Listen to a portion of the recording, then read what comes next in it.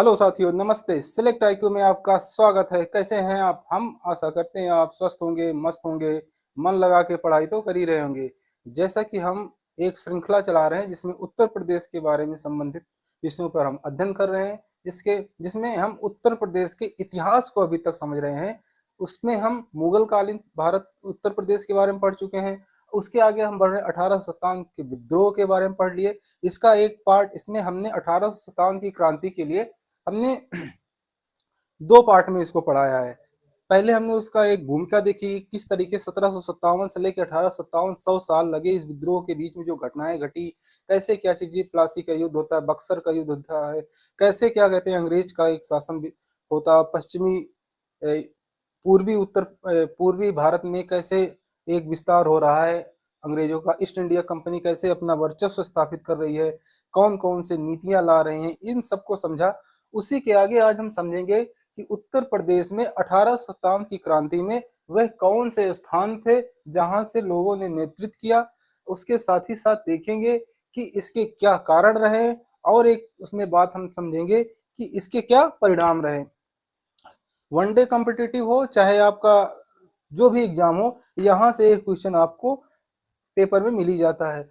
तो अगर आप मेंस में जब एक क्वेश्चन देखेंगे तो वहां पे एक सीधा सीधा क्वेश्चन बनता है कि 1857 की क्रांति के कारण और उसके परिणाम क्या रहे। तो आइए हम लोग समझते हैं कि 1857 का विद्रोह जो रहा है उसके क्या कारण रहे हैं, उसका कहां से कौन नेतृत्व किया, इन सब चीजों को हम लोग इस क्लास में अध्ययन करने वाले हैं। तो आइए समझते हैं। ये बात सबको पता है कि 29 मार्च 1857 में मंगल पांडे के द्वारा बैरकपुर छावनी, जो वेस्ट बंगाल में पड़ती है वर्तमान में, वहां से इस विद्रोह की चिंगारी उठी और पूरे उत्तर भारत में साथियों धीरे धीरे एक लौ बन के फैली। और इसका विघटन, ये पूर्णतः क्या कहते हैं, विद्रोह एक तरह से देखा जाए तो सही नेतृत्व न होने के कारण, और जगह जगह पर इसका विद्रोह हुआ और एक सही नेतृत्व नहीं हुआ, इसके कारण ये विद्रोह विफल भी रहा है। तो ये एक विद्रोह ऐसा रहा जो आप देखेंगे इतिहास में, विद्रोह तो हुआ, बहुत तगड़ा विद्रोह हुआ जो आज भी इतिहास में दर्ज है, जो एक पढ़ने लायक रहा है। ठीक, यहाँ से इसीलिए क्वेश्चन सीधे बनते हैं। तो आइए हम लोग ये समझ लिए कि मंगल पांडे के द्वारा 29 मार्च 1857 की में बैरकपुर छावनी में इन्होंने इस विद्रोह की चिंगारी फूंकी थी और बिगुल फूंका था। तो आइए समझते हैं 1757 के कारण क्या रहे हैं। पहला कारण आप देखेंगे कि साम्राज्यवादी विस्तार नीति। आप जब देखेंगे 1848 के आसपास डलहौजी आते हैं। डलहौजी का काम यह था कि वो एक हड़प नीति, हमने पिछली क्लास में पढ़ाया भी है कि हड़प नीति उसने लागू की थी और विस्तारवादी नीति लागू की थी। कहीं भी जैसे आपको अवध को ले लिया उसने, क्या कहते हैं, बता के कि क्या कहते हैं, असंतोष के कारण उसने बता दिया अवध को। इसी तरह सतारा को भी ऐसे ऐसे ले लिया।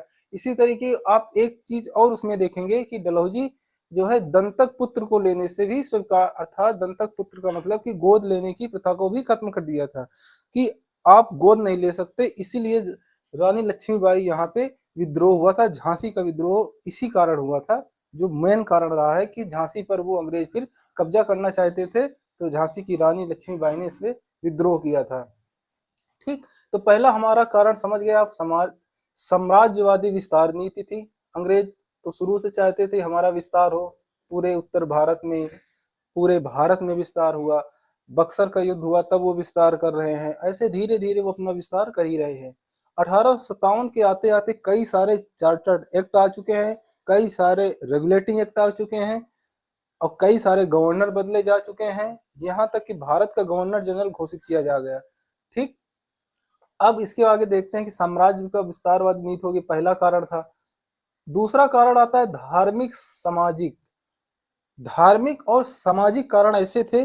धार्मिक कारण आप देखेंगे कि वह अपने ईसाइयत को थोप रहे थे, जबरदस्ती लोगों को ईसाई में परिवर्तित कर रहे थे किसी भी कारण से, जैसे लुभावने चीजें देकर उनको कोई कर में छूट दे दिया, या किसी कारण से कैसे ना कैसे करके उनको ईसाई में कन्वर्ट कर रहे थे। ठीक, और सामाजिक उनकी जो व्यवस्थाएं थी, उनको जो कल्चर हुआ करता था, वो वेस्टर्न कल्चर को अधिक हमारे रहन सहन को प्रभावित कर रहे थे। एक ये भी कारण रहा है। ठीक, आगे बढ़ते हैं, जब इकोनॉमिक कारण देखते हैं, आर्थिक कारण रहा है एक। ठीक, आर्थिक कारण क्या रहा है समझते हैं थोड़ा सा। 1600 में क्या कहते हैं, ईस्ट इंडिया कंपनी की स्थापना हो जाती है, औद्योगिक क्रांति होती है। सॉरी, ईस्ट इंडिया की स्थापना तो बाद में होती है, लेकिन औद्योगिक क्रांति जो 1600 में हो जाती है, उस अब 1800 बात चल रही, 200 वर्ष हो चुके हैं।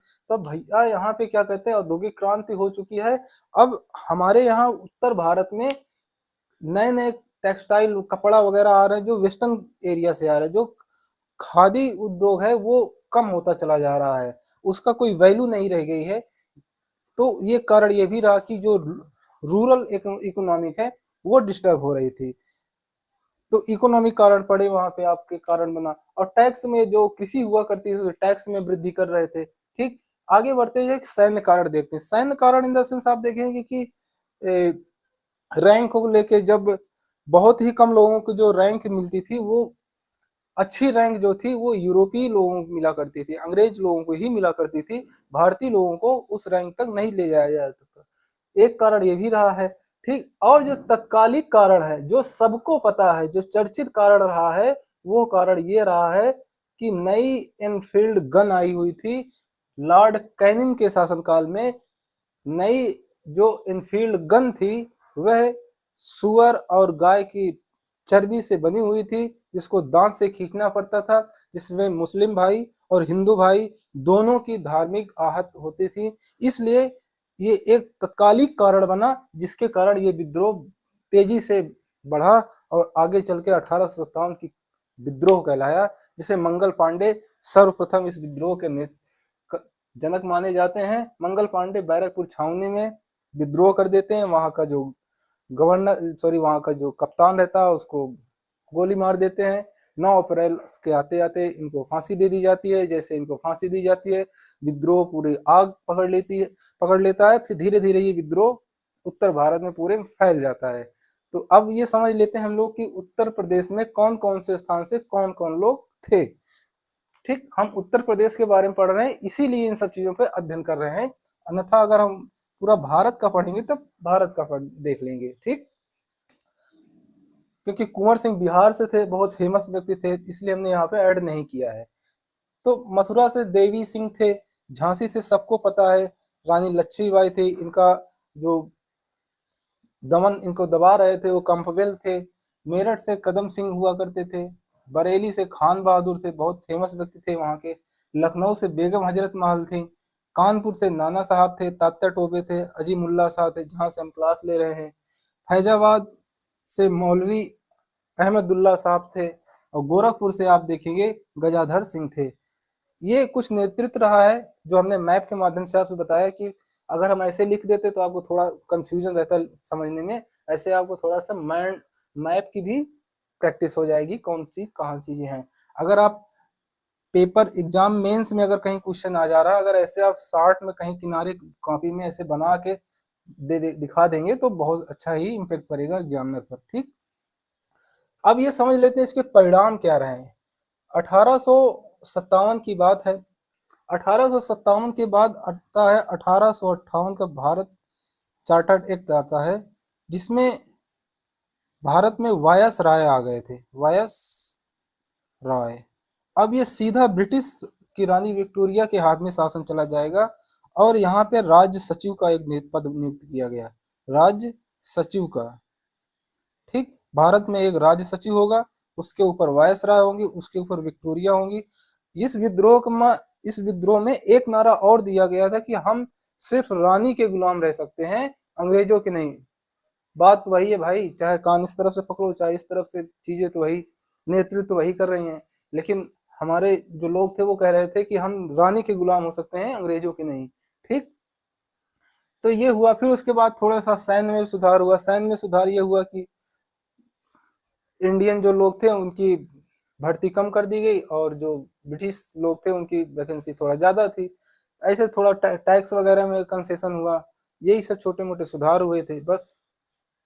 उसके आगे बहुत सारी चीजें सुधार हुए, लेकिन यहाँ पे हम उतना चर्चा अभी नहीं कर सकते क्योंकि वीडियो बहुत लंबी हो जाएगी भाई। तो ये 1857 की क्रांति का लास्ट वीडियो था। अब इसके बाद हम लोग आधुनिक भारत में एंट्री करेंगे।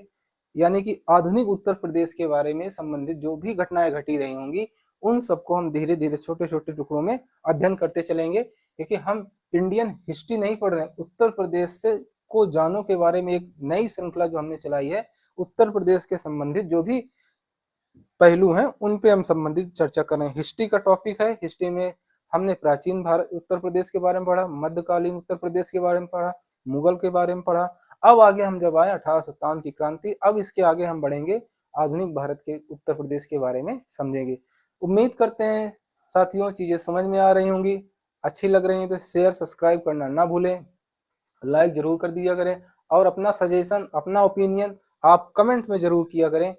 तो जैसा कि साथियों हम हमेशा कहते हैं, जीवन का सत्य है मृत्यु और हमारे आपके जीवन का सत्य है किताबें। किताबें उठा लीजिए, पढ़ते रहिए, स्वस्थ रहिए, मस्त रहिए। जय हिंद साथियों, धन्यवाद।